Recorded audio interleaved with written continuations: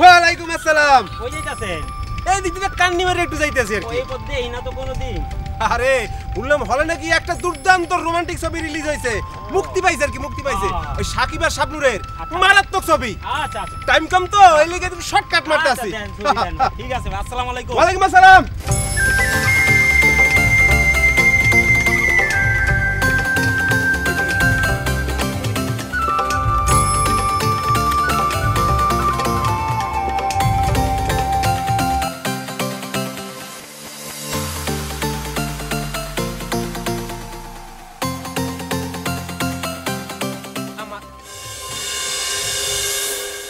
কেমন আছো লতা বেগম? হেটা জানি আপনার লাভ কি? কি ব্যাপার, তোমার চেহারাটা কেমন কইরা ফেলাইছো, কেমন ফ্যাকাশে হয়ে গেছে, কার লাগা, কার চিন্তায়?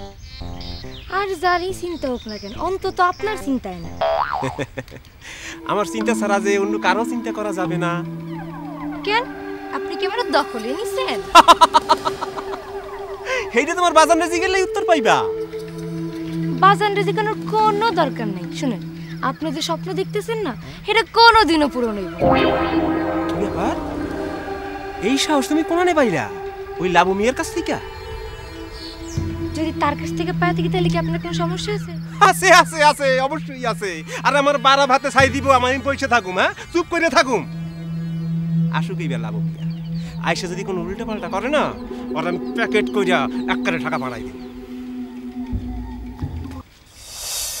শুনো, একটা কথা মনে রাখো, এইটা কিন্তু তোমার বাজানের নির্দেশ, হ্যাঁ বুঝতে পারছো লতা বেগম?